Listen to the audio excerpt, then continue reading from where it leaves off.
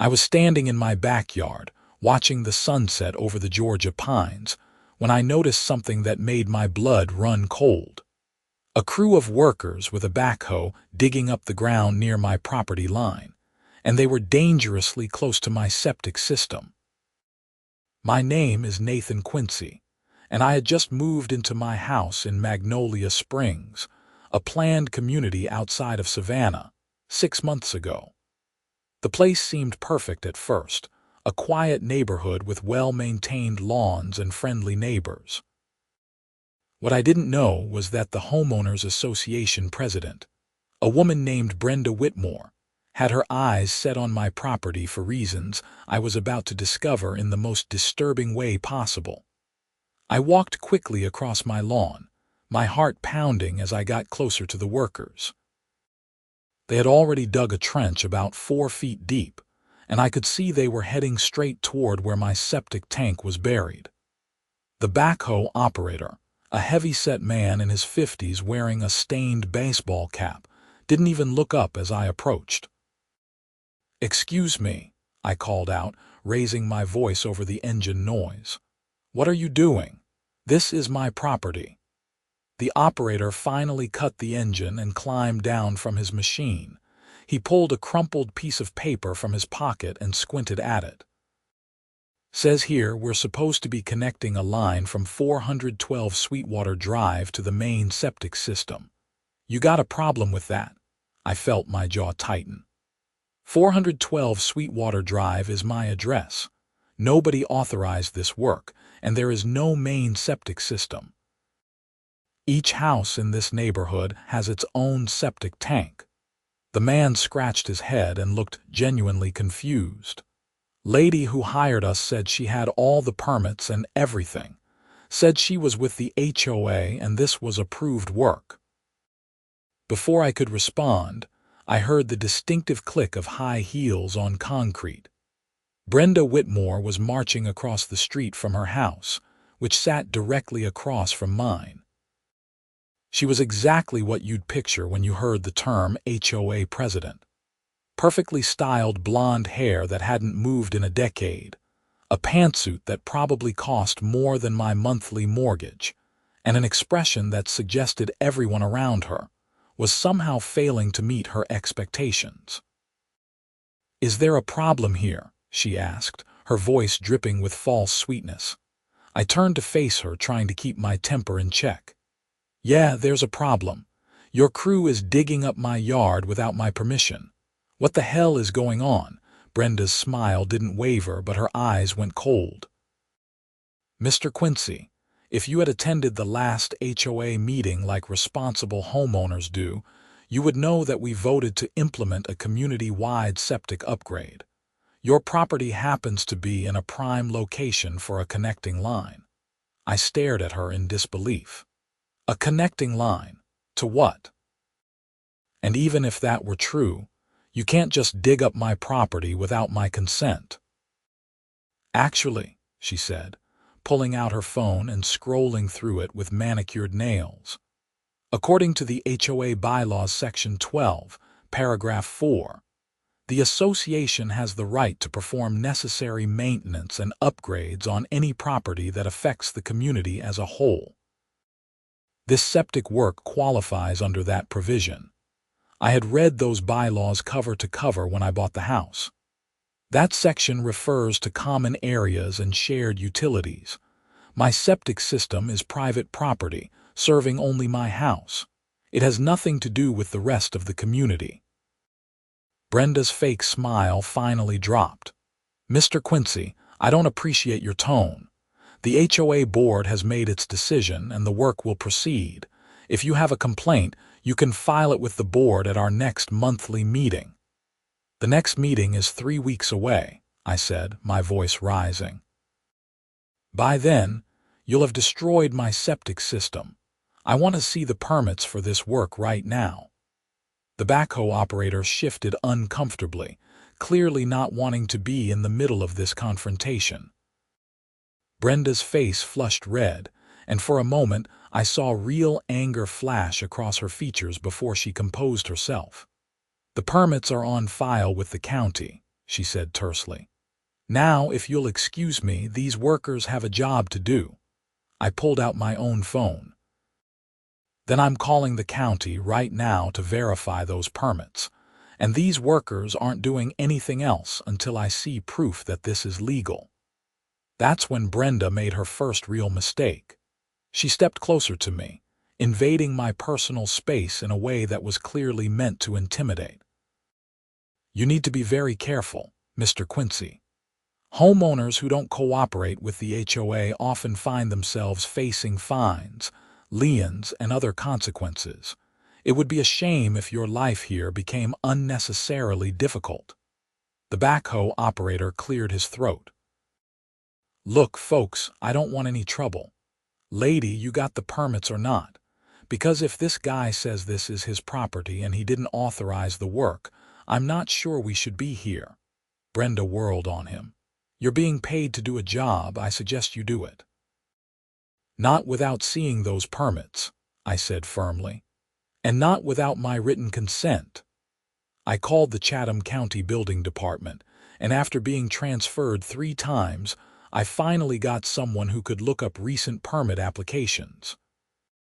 The answer didn't surprise me, but it made my stomach turn. There were no permits on file for any septic work at my address or anywhere in the Magnolia Springs subdivision. I put the phone on speaker so the backhoe operator could hear. His face went pale as the county employee confirmed what I already suspected. Madam, he said to Brenda, I'm not doing unpermitted work. You said everything was legal and above board. Brenda's composure was cracking. There must be some mistake. I'll have to check with our contractors. Perhaps the permits were filed under a different address. There are no permits, I said coldly. You lied to these workers and you're trespassing on my property. I want everyone off my land right now, and I want that trench filled in. The operator didn't need to be told twice. He and his crew started packing up their equipment. Brenda stood there, her face a mask of barely controlled fury, watching her plan fall apart. This isn't over, she said quietly, then turned and walked back toward her house. I spent the rest of the evening documenting everything with photos and videos, then sent an email to every member of the HOA board demanding an explanation. I also called a lawyer friend who specialized in property law.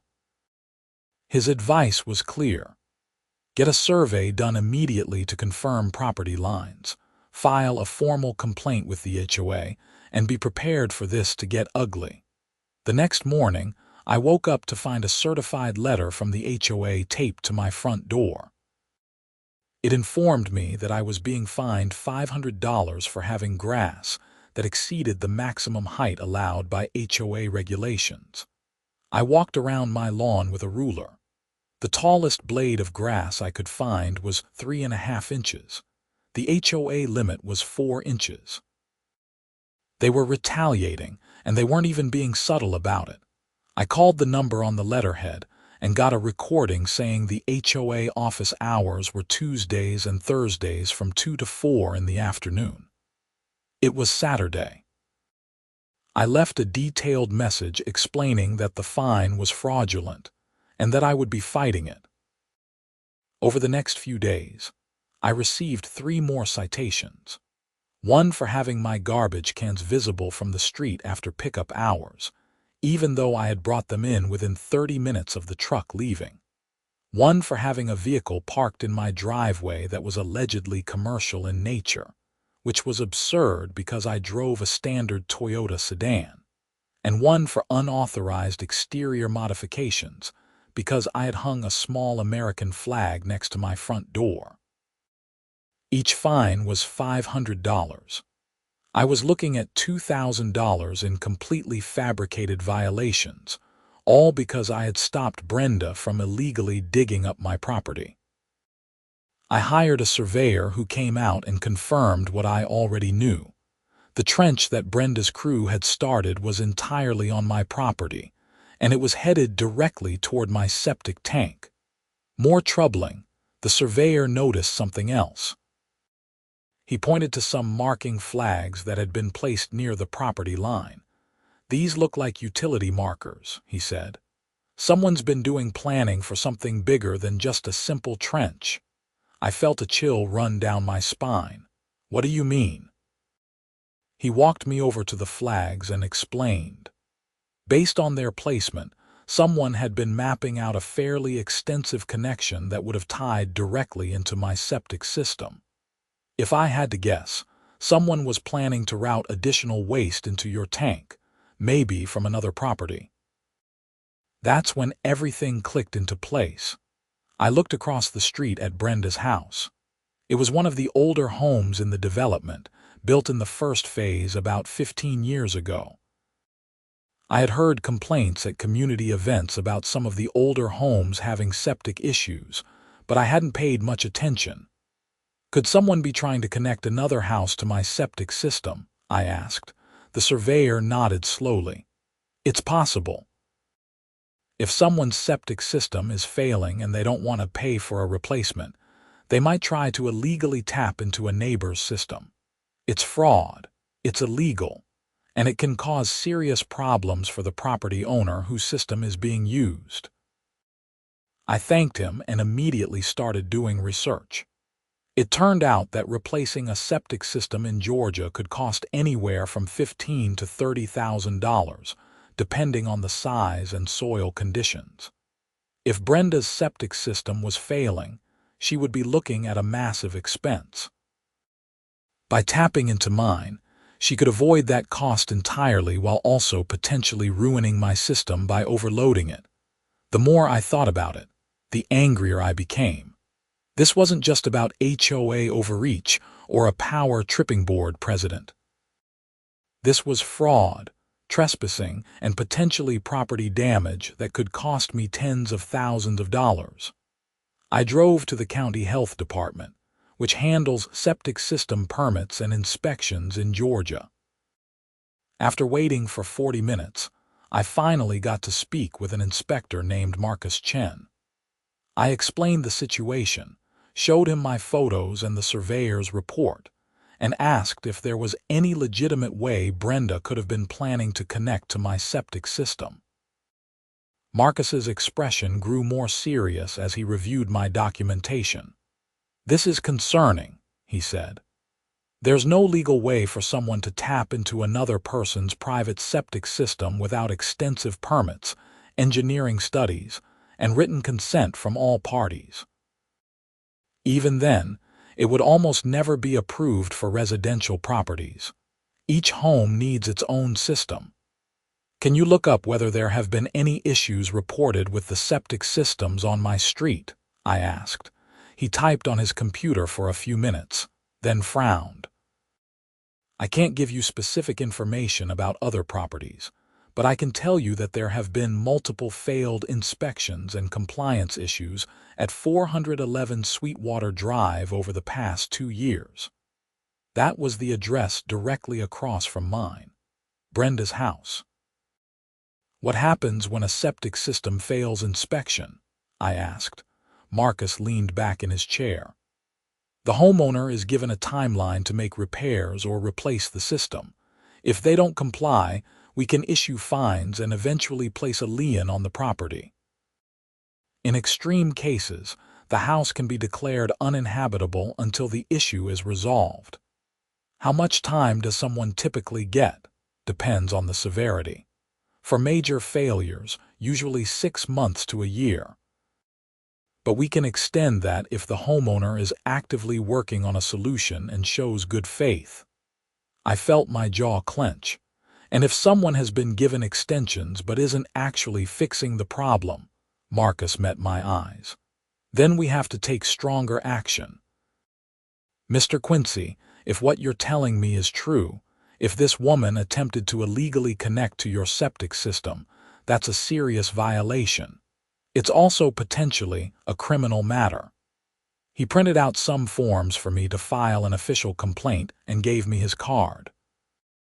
As I left the health department, I called my lawyer friend again. This time, I wasn't just looking for advice. I needed formal legal representation. Robert Davidson had been practicing property law in Georgia for 20 years. We had gone to college together, and while we hadn't been close, we had stayed in touch over the years. His office was in downtown Savannah, in one of those beautiful old buildings with tall windows and history seeping from every brick. "Nathan," he said, gesturing for me to sit down in his wood-paneled office. "I've been thinking about your situation since we talked. This is more serious than I initially thought." I handed him all my documentation, photos of the digging, the surveyor's report, the fraudulent HOA fines, and the information from the health department. He spent 20 minutes reviewing everything, occasionally making notes on a legal pad. "Okay," he finally said, "here's where we stand. First, the good news. You have excellent documentation, and you stopped the work before any real damage was done to your property. The bad news is that HOA disputes can be complicated and expensive, and this woman has already shown she's willing to abuse her position. What are my options?" I asked. Robert ticked them off on his fingers. 1. We send a cease and desist letter to the HOA and to Brenda Whitmore personally, making it clear that any further trespassing or harassment will result in legal action. 2. We file a formal complaint with the county regarding the attempted illegal septic connection. 3. We dispute all of these fraudulent fines and, if necessary, sue the HOA for harassment and retaliation. 4, and this is the nuclear option, we can file a police report for attempted fraud and property damage. "I want to do all of it," I said without hesitation. Robert nodded slowly. "It's going to be expensive and time-consuming. HOAs have legal funds and they can drag this out. I don't care. What she tried to do could have destroyed my septic system and cost me $30,000 or more, not to mention the health hazards of an overloaded septic tank. I'm not letting this go." "All right," Robert said. "Let's start with the cease and desist and go from there. In the meantime, I want you to keep documenting everything. Every fine, every interaction, every piece of mail you get from the HOA. And Nathan, be careful. If this woman was desperate enough to try this scheme, she might escalate." His words turned out to be prophetic. 2 days later, I came home from work to find that someone had spray-painted orange X marks all over my lawn. There were at least 20 of them, covering my front and backyard. They looked like the kind of marks utility companies make before digging. I immediately took photos and called the police. Officer James Torres arrived within 30 minutes. He was a young cop, probably in his late 20s, with a professional demeanor and a thorough approach. He walked around my property, taking his own photos and making notes. "Has anyone contacted you about utility work?" he asked. "No. And I called all the utility companies before you got here. None of them have any scheduled work at this address." He examined one of the spray paint marks more closely. "This is vandalism. Do you have any idea who might have done this?" I explained the entire situation with Brenda and the HOA. Officer Torres listened carefully, his expression growing more serious as I talked. When I finished, he asked if I had any security cameras. "Not yet," I admitted, "but I'm getting some installed tomorrow." "Good idea. I'll file a report for the vandalism, but without witnesses or video evidence, it's going to be hard to prove who did this. My advice: get those cameras up as soon as possible, and if anyone from the HOA contacts you or shows up on your property, call us immediately." That evening, I didn't wait until the next day. I drove to a home security store and bought a complete camera system with 6 cameras that recorded continuously and stored footage in the cloud. I stayed up until 3 in the morning installing them, making sure every angle of my property was covered. The cameras paid for themselves within 48 hours. I was at work when I got an alert on my phone that motion had been detected in my backyard. I pulled up the camera app and watched in real time as Brenda Whitmore walked onto my property through the side gate. She was carrying something in her hand, and she kept looking around nervously. I immediately called the police and then called Robert. The dispatcher told me an officer was on the way, and I started recording the screen of my phone so I would have a backup copy of whatever was about to happen. Brenda walked over to my septic tank access point, which was marked with a green plastic cover at ground level. She knelt down and tried to remove the cover, but it was locked. I had put a padlock on it right after the first incident. She pulled out what looked like bolt cutters from a bag she was carrying and cut through the lock. My heart was racing as I watched. She removed the cover and peered down into the access point. Then she pulled out a length of flexible plastic pipe from her bag and started feeding it down into the tank. That's when Officer Torres pulled into my driveway. I had already given him my security code, and I watched on another camera as he came through my front yard and around the side of the house. Brenda didn't hear him approaching until he was about 15 feet away.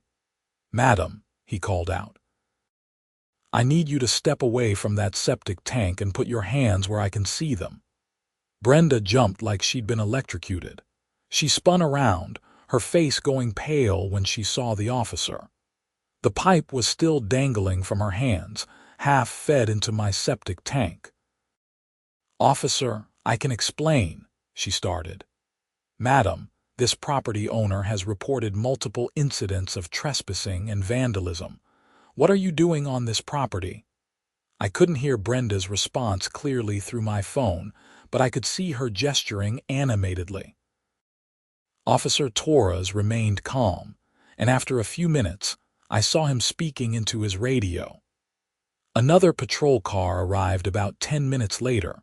By the time I made it home from work, rushing through traffic and probably breaking a few speed limits myself, Brenda was sitting in the back of a police car.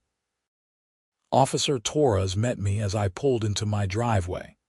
"Mr. Quincy," he said, "I caught Miss Whitmore in the act of tampering with your septic system.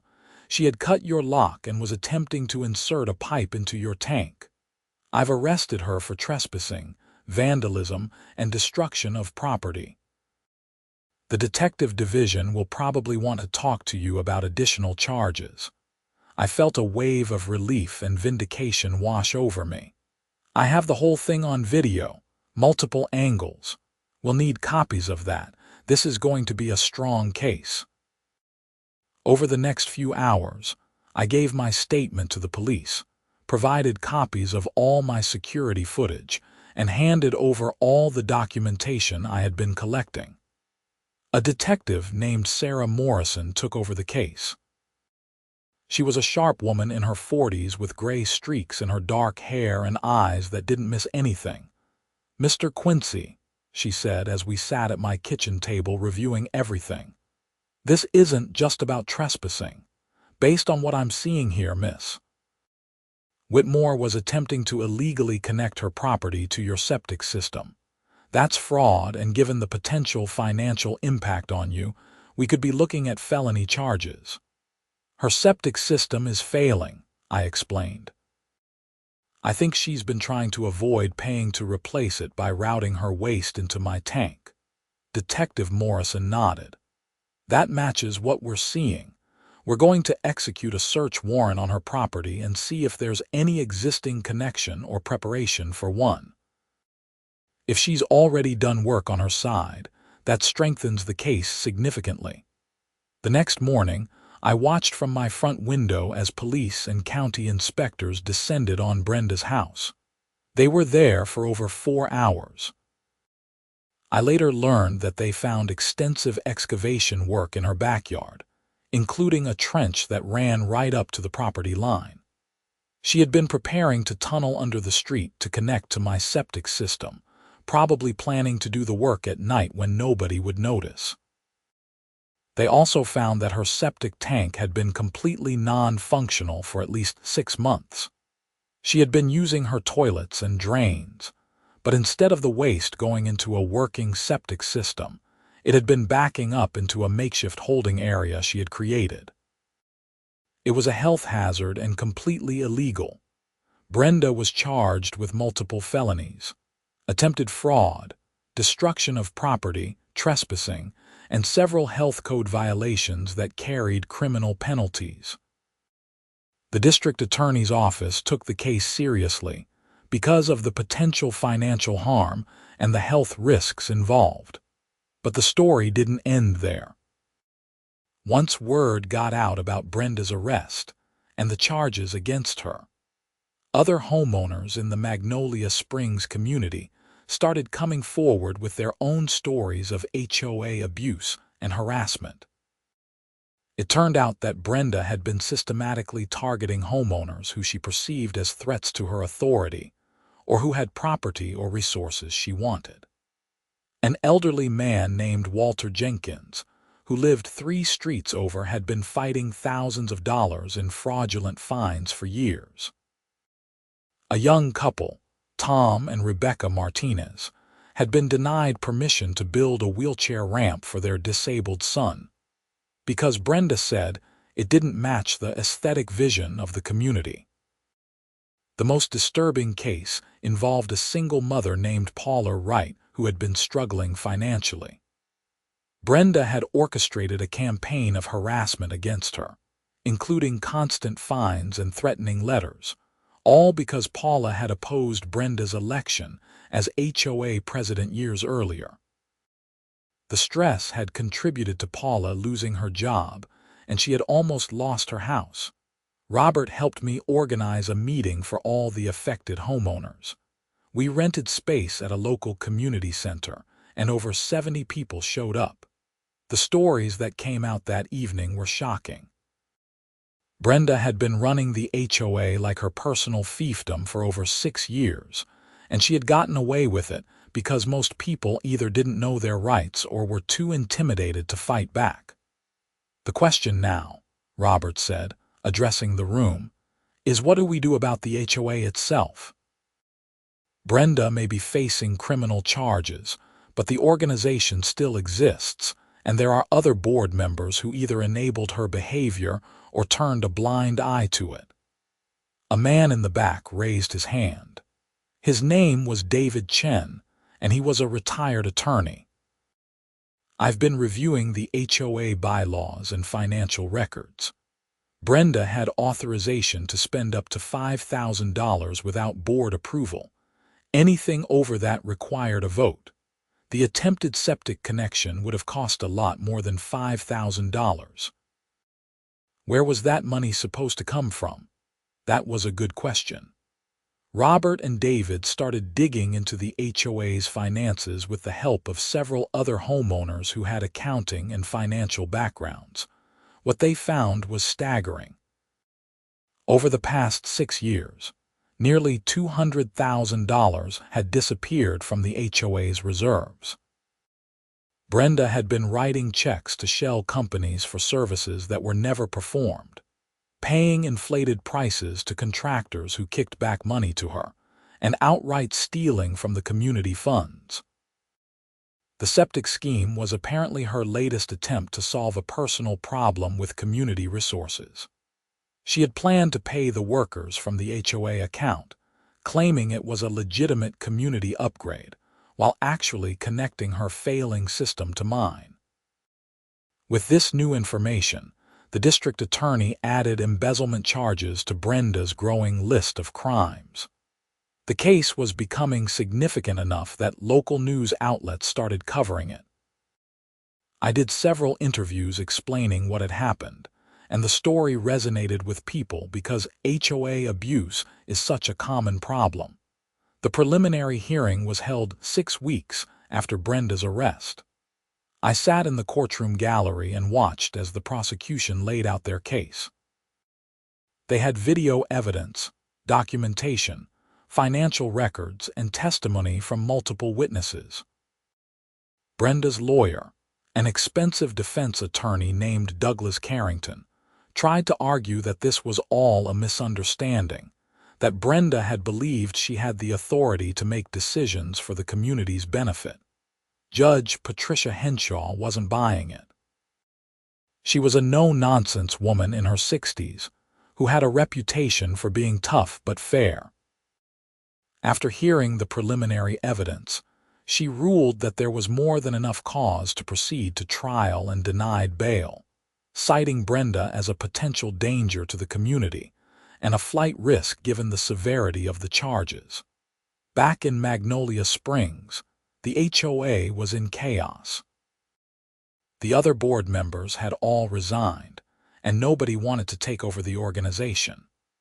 Robert suggested that we use this as an opportunity to restructure the HOA completely, with new bylaws that included real oversight and accountability.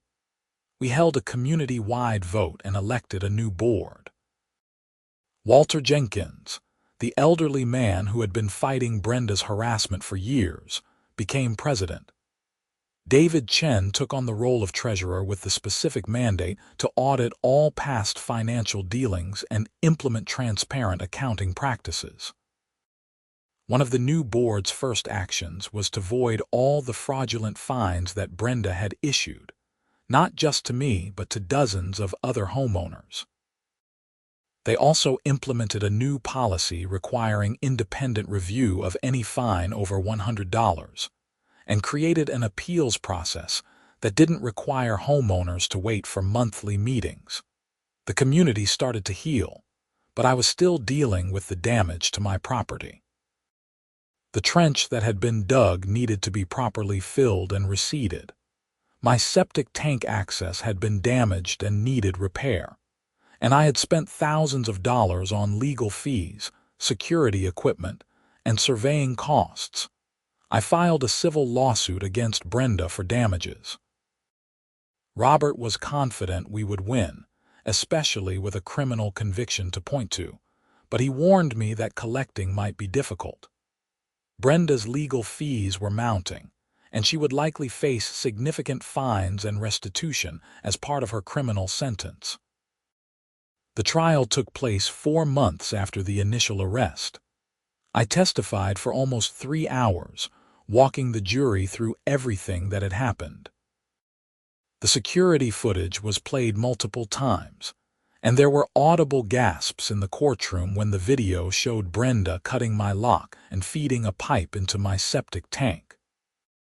The most damaging testimony came from the county health inspector, Marcus Chen, who explained in detail how Brenda's actions could have catastrophically damaged my septic system and potentially caused raw sewage to back up into my house. He put the potential cost of repairs and cleanup at anywhere from $40,000 to $60,000, not including the health risks and potential property devaluation. Brenda took the stand in her own defense, which her lawyer clearly didn't want but which she insisted on. It was a disaster. She tried to portray herself as a dedicated community servant who had made some mistakes in judgment. But under cross-examination by Assistant District Attorney Jennifer Walsh, Brenda's story fell apart.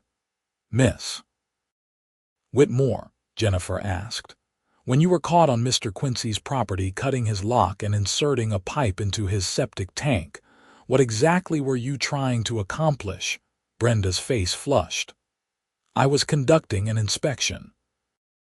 As HOA president, I have the right to ensure that all systems in the community are functioning properly. By breaking and entering, by destroying someone's lock, by inserting unauthorized equipment into their private septic system, I had the authority under the HOA bylaws." Jennifer held up a copy of the bylaws. "Can you point me to the section that gives you the authority to trespass on private property, destroy locks, and tamper with someone's septic system?" Brenda couldn't answer. She started stammering about community standards and necessary oversight, but it was clear she had no legal leg to stand on. The jury deliberated for less than 4 hours. They found Brenda guilty on all counts: attempted fraud, criminal trespass, destruction of property, embezzlement, and multiple health code violations. Judge Henshaw set sentencing for 6 weeks later. The day of sentencing was cold and rainy, a gray November morning that matched the somber mood in the courtroom. Brenda looked different from the confident, domineering woman I had first encountered. She seemed smaller somehow, diminished by the weight of her crimes and their consequences. Judge Henshaw reviewed the case thoroughly before pronouncing sentence. "Miss Whitmore," she said, "you held a position of trust in your community. Homeowners relied on you to manage their association fairly and legally. Instead, you abused that trust at every turn. You stole money from your neighbors. You harassed and intimidated people who disagreed with you. And most seriously, you attempted to commit fraud that could have caused significant financial and health consequences for Mr. Quincy." The judge sentenced Brenda to 5 years in state prison, with the possibility of parole after 3 years. She also ordered Brenda to pay full restitution to the HOA for the embezzled funds and to pay damages to me and the other homeowners she had harmed. The total amount exceeded $300,000. Brenda's house was eventually sold to pay the restitution. It turned out her financial situation was even worse than anyone had realized. She had been living well beyond her means for years, using the embezzled HOA funds to maintain a lifestyle she couldn't afford. Her septic system had failed because she had repeatedly delayed necessary maintenance, trying to save money while spending lavishly on other things. The new owners of her house, a nice family named the Parkers with 2 young kids, had to completely replace the septic system before they could move in. The county required it as a condition of sale. The cost was $28,000, which came out of the proceeds from the house sale before Brenda saw any money. As for me, I received about $40,000 from the restitution fund, which more than covered my costs and damages. But the real victory wasn't financial. The real victory was that the community had taken back control from someone who had abused her power and hurt innocent people. The new HOA board implemented changes that made Magnolia Springs a better place to live. They reduced the number of petty rules, created real accountability for board members, and shifted the focus from enforcement to community building. Walter Jenkins organized neighborhood barbecues and holiday events. David Chen made sure the finances were transparent and published quarterly reports that any homeowner could review. I became friends with many of my neighbors through this ordeal, people I might never have really gotten to know otherwise. Tom and Rebecca Martinez finally got approval for their son's wheelchair ramp, and the community even pitched in to help build it. Paula Wright found a new job and got back on her feet financially. The fraudulent fines that had been crushing her were voided, and she received restitution that helped her rebuild her savings. About a year after Brenda's sentencing, I was working in my yard on a Saturday morning when Walter Jenkins walked over from his house. He was carrying a folder full of papers. "Nathan," he said, "I wanted to show you something. We've been working on a new set of guidelines for the HOA, and I thought you should be one of the first to see them." I wiped my hands on my jeans and took the folder. The new guidelines were comprehensive and fair. They clearly defined the HOA's authority, set strict limits on fines and enforcement, and created multiple layers of oversight to prevent any one person from having too much power. "This is really good," I said. "This is how it should have been from the beginning." Walter nodded. "We learned a hard lesson. Power corrupts, and absolute power corrupts absolutely. Brenda had too much authority and no accountability. That's never going to happen again, not on my watch." We stood there for a moment, looking at the peaceful neighborhood around us. Kids were riding bikes. Someone was mowing their lawn. It looked like any other suburban community, but it was stronger now, tested by adversity and improved by the experience. "You know," Walter said, "a lot of people wanted to just give up on the HOA entirely after everything that happened. They wanted to dissolve it completely. But I think that would have been a mistake. An HOA can be a good thing if it's run properly. It can maintain property values, organize community events, and handle shared resources. The problem wasn't the concept. It was the execution." I had to agree. The HOA wasn't the enemy. Abuse of power was the enemy. Lack of accountability was the enemy. And now that we had addressed those issues, Magnolia Springs was becoming the kind of community I had hoped for when I first moved in. My septic system, by the way, was working perfectly. I had it inspected every 6 months, just to be safe, and the inspector always gave it a clean bill of health.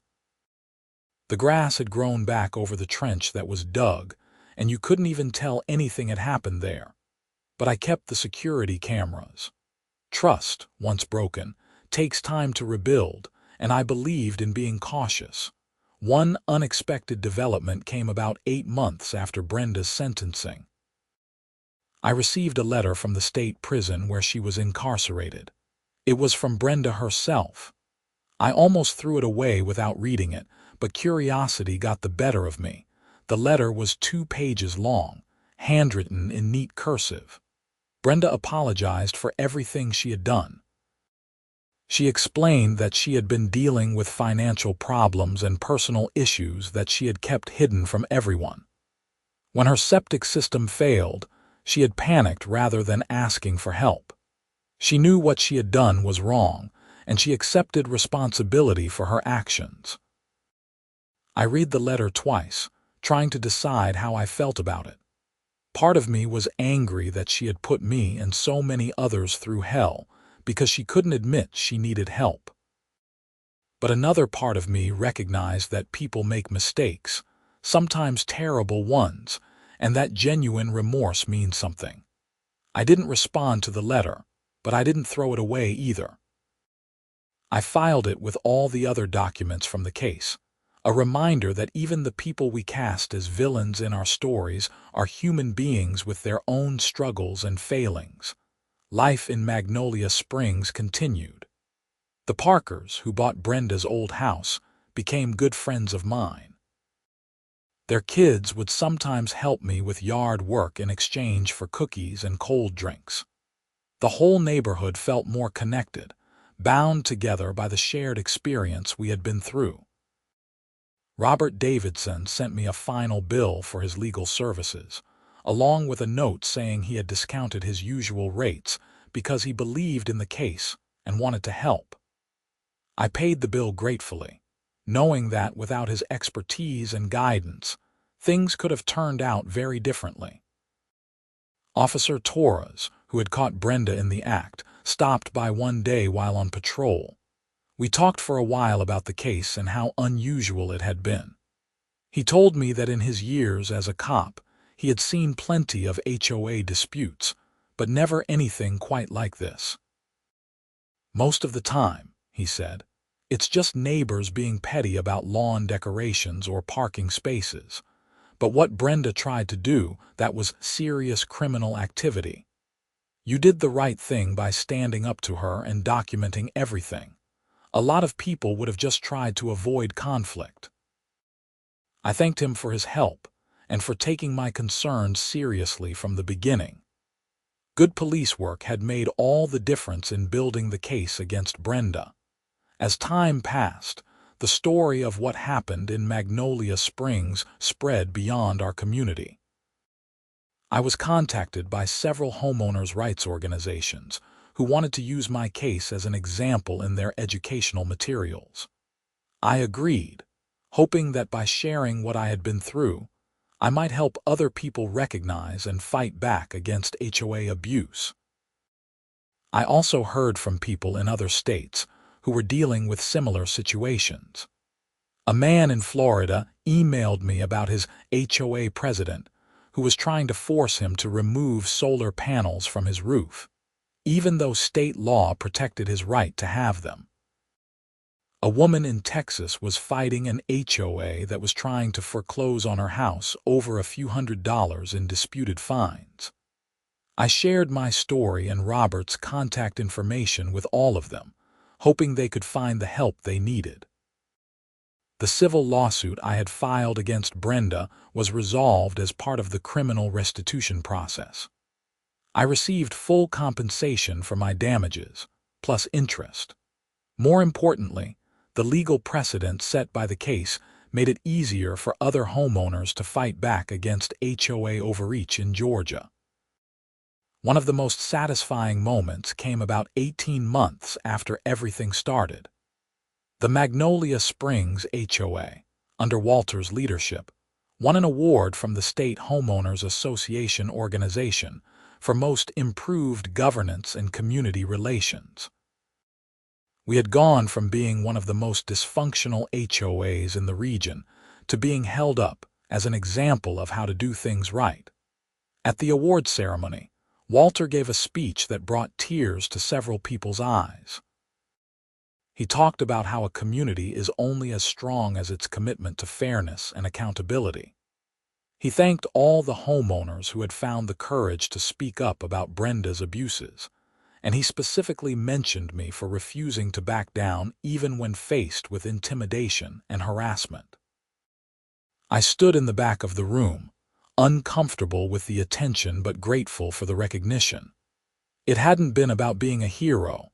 It had been about standing up for what was right and protecting my property and rights. But if my actions had helped create positive change, that meant something. My parents came to visit a few months later. They had followed the whole saga from their retirement home in Arizona, worried about me but proud of how I had handled things. My father, a retired engineer who had always taught me to document everything and follow proper procedures, approved of how methodical I had been in building my case. "You did good, son," he said as we sat on my back deck, looking out at the yard where all the trouble had started. "You could have let anger drive your decisions, but instead, you were smart and strategic.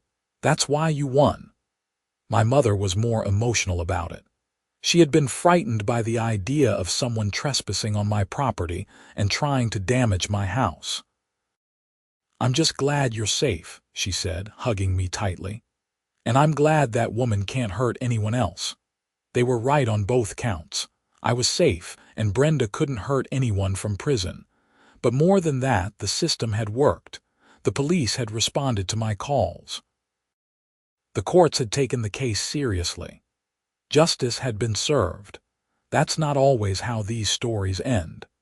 I knew from talking to other homeowners that many people who fight their HOAs face years of legal battles, mounting costs, and uncertain outcomes. I had been fortunate in many ways. I had good documentation, clear evidence of wrongdoing, and access to legal help. Not everyone has those advantages. That's why I started volunteering with a local legal aid organization that helps homeowners navigate HOA disputes. Once a month, I spend a Saturday afternoon at their office, talking to people who are facing situations similar to what I went through. I share my experience, explain the importance of documentation, and connect them with resources that can help. Some of the stories I hear break my heart. Elderly people on fixed incomes being crushed by mounting fines for violations they didn't commit. Families being threatened with foreclosure over HOA fees that mysteriously keep increasing. People being denied the ability to make necessary modifications to their homes because of arbitrary aesthetic rules. But I also see victories. I see people who fight back and win. I see HOAs that reform themselves and become genuine community organizations rather than tools of oppression. Change is possible, but it requires people to stand up and demand better. As I write this, it's been almost 3 years since that day when I first saw the backhoe digging up my yard. Brenda Whitmore is still in prison, though she'll be eligible for parole soon. I don't know what will happen to her after she's released, and honestly, I don't spend much time thinking about it. She made her choices, and she's paying the consequences. What I do think about is the community we've built in Magnolia Springs. We have block parties now, real ones where neighbors actually talk to each other instead of just coexisting behind closed doors. We have a community garden that Walter spearheaded, where people can grow vegetables and flowers together. We have a neighborhood watch that's actually about watching out for each other, not spying and reporting petty violations. The HOA still exists, and it still serves important functions, but it's transparent now, accountable, and focused on genuinely serving the community rather than controlling it. That's the difference between an organization that helps and one that harms. My septic system continues to function perfectly, serving only my house as it was always intended to do. The very idea that someone tried to illegally tap into it still seems surreal sometimes, like something that would happen in a movie rather than real life. But it did happen, and the fact that I successfully fought back and helped create positive change gives me a sense of satisfaction that goes beyond any financial compensation. I learned a lot through this experience. I learned that standing up to bullies, even ones with official titles and perceived authority, is not only possible but necessary. I learned that documentation and evidence are your best friends in any dispute. I learned that there are good people in the world who will help if you ask, from police officers like Torres to lawyers like Robert to neighbors like Walter, who are willing to step up and lead. Most importantly, I learned that home ownership is about more than just property. It's about community, about standing up for what's right, and about creating a place where people can live without fear of harassment or abuse. That's what makes a house a home and a neighborhood a community. The American dream includes owning your own home, having a piece of land that's truly yours.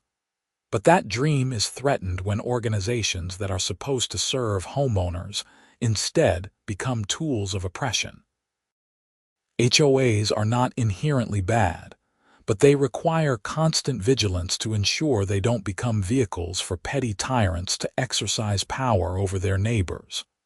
What happened with Brenda was extreme, but the underlying issues are common. Too many HOAs operate with minimal oversight, allowing board members to abuse their authority. Too many homeowners don't understand their rights or feel powerless to fight back against unfair treatment. That has to change. I'm glad I fought. I'm glad I didn't back down when Brenda tried to intimidate me with fraudulent fines and threatening letters. I'm glad I installed those security cameras that caught her in the act. And I'm especially glad that my case helped create changes that protect other homeowners from similar abuse. If you're reading this and you're facing HOA abuse, please know that you're not alone and you're not powerless. Document everything. Know your rights. Don't be afraid to seek legal help. And remember that an HOA's authority comes from the homeowners who are its members. You have the power to demand accountability and create change. The sun is setting over Magnolia Springs as I finish writing this. Through my window, I can see the Parkers' kids playing in their yard, Walter watering his garden, and Tom Martinez helping his son practice, using his new wheelchair ramp. It's a peaceful scene, the kind of neighborhood I imagined when I first bought my house. But this peace wasn't free. It was earned through confrontation, legal battles, and the courage to stand up against someone who abused her authority.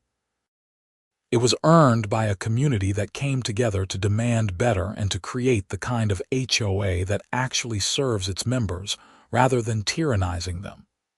My septic system, that unlikely hero of this whole story, continues to do its job quietly and efficiently.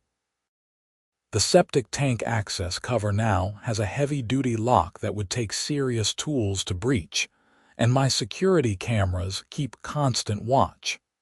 I don't expect to need those precautions anymore, but they give me peace of mind.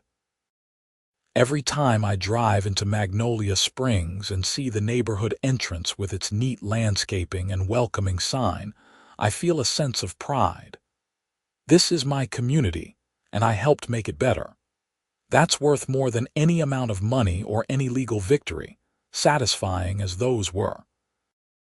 The story of Karen trying to tap into my septic system without permission or any legal right is over. But the larger story of creating a fair, accountable, and genuinely community-focused HOA continues. It's a work in progress, and it always will be. But it's progress worth making, one day and one decision at a time.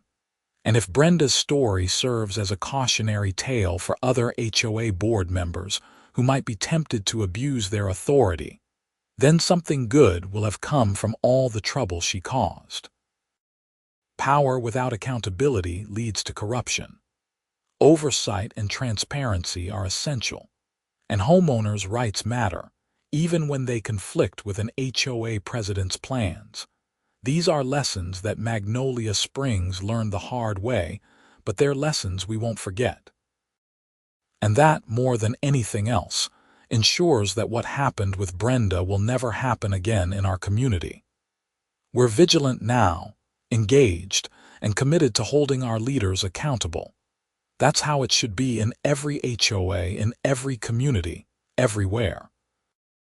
The sun has fully set now, and the streetlights of Magnolia Springs are coming on, casting warm pools of light on the sidewalks where neighbors walk their dogs and kids ride their bikes in the lingering summer evening. It's beautiful and peaceful, and it's home. My home, protected by law and by a community that finally understands the importance of standing together against abuse.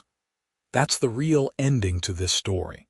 Not punishment for wrongdoing, though that happened and was necessary, but the creation of something better, stronger, and more just.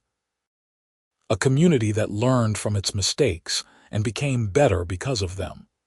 That's the American dream in action, and I'm proud to be part of it.